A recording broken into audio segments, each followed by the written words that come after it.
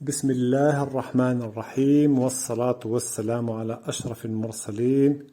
Assalamu alaikum, bienvenue. J'ai le plaisir de vous parler dans cette vidéo de la deuxième partie d'une leçon sur la flexion. Dans la première partie, nous avons parlé de l'effort tranchant et de moment fléchissant.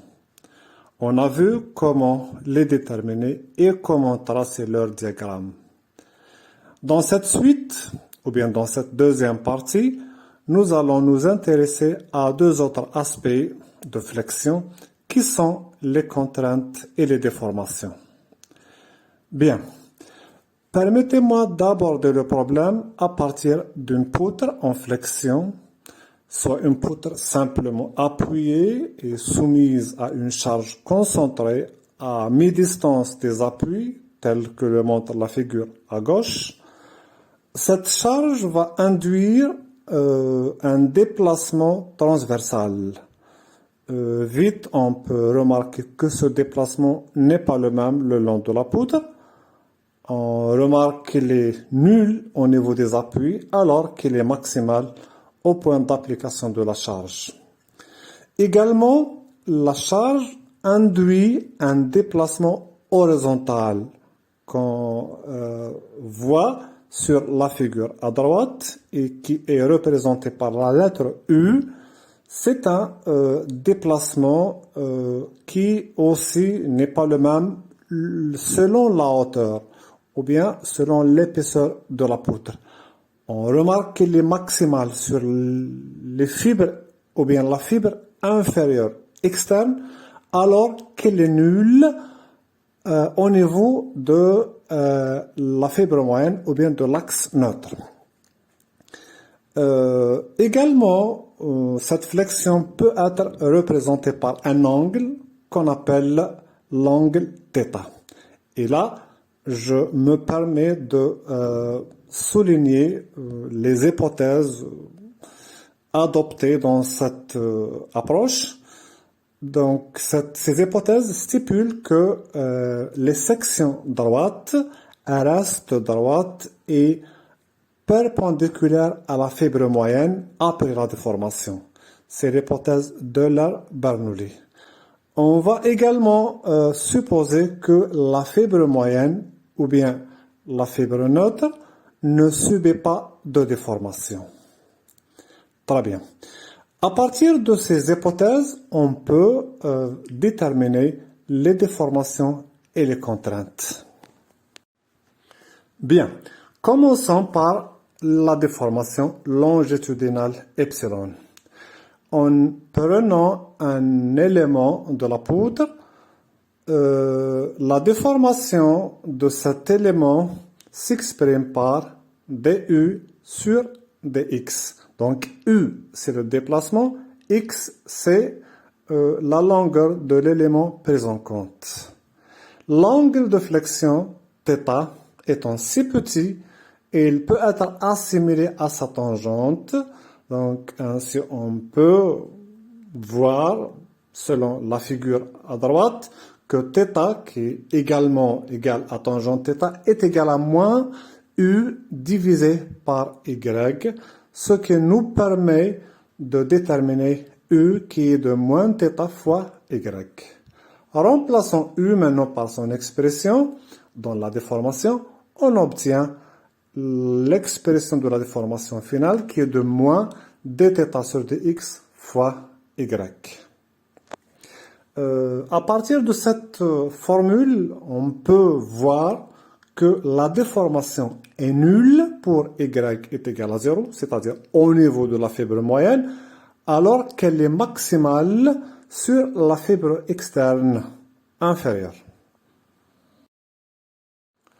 Maintenant, l'équilibre des moments de n'importe quelle section s'exprime par l'intégrale suivante. MF, qui est le moment fléchissant, est égal à l'intégrale de sigma fois y dA. Donc A représente la section droite, sigma et la contrainte y représente la hauteur de la poutre. En utilisant la loi de comportement élastique qui suppose qu'il y a une relation linéaire entre la contrainte et la déformation, représentée par la pente E, qui est le module de Young, sigma est égal à E fois epsilon, est égal à moins E fois dθ sur dx fois y, après le remplacement de epsilon par son expression. Maintenant, en remplaçant la contrainte sigma par sa formule, qui est de E fois epsilon, on peut obtenir l'équation ou bien l'intégrale finale de moment fléchissant, qui est de moins l'intégrale de E fois dθ sur dx y au carré dA.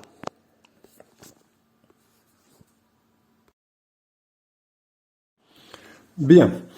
Sachant que la section de la poudre est représentée par B, qui est la largeur, fois Y, qui est la hauteur. Donc la hauteur s'étale de moins h sur 2 jusqu'à h sur 2. Donc la hauteur est de h.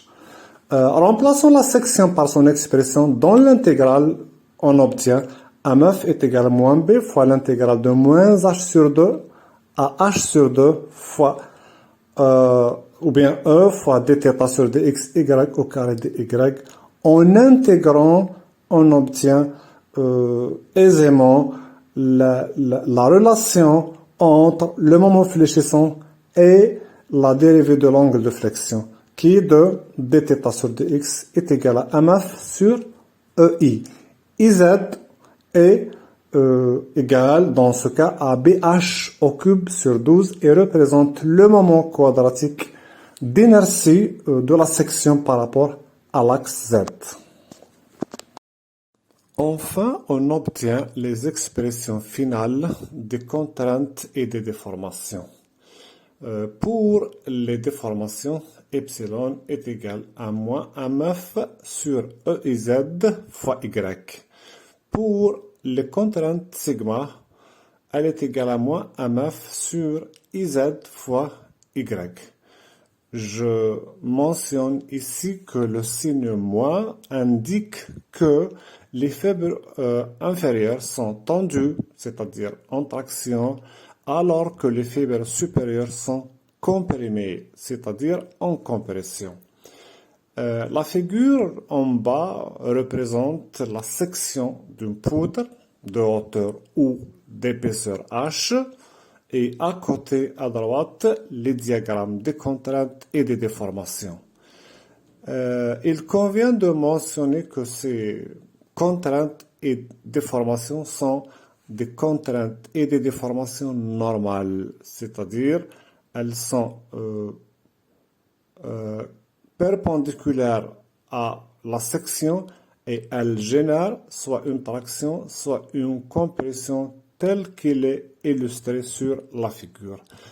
Remarquons qu'elle s'annule au niveau de l'axe neutre ou bien de la fibre moyenne alors qu'elles sont maximales en traction en dessous et en compression au-dessus. Donc c'est une relation linéaire en fonction de la hauteur de la poutre. Voilà ce que j'ai à vous dire sur les contraintes et les déformations en flexion. J'espère que je vous ai été utile et que vous en avez profité pleinement. En attendant la vidéo prochaine, je vous remercie et je vous souhaite bon courage. Wassalamu alaikum.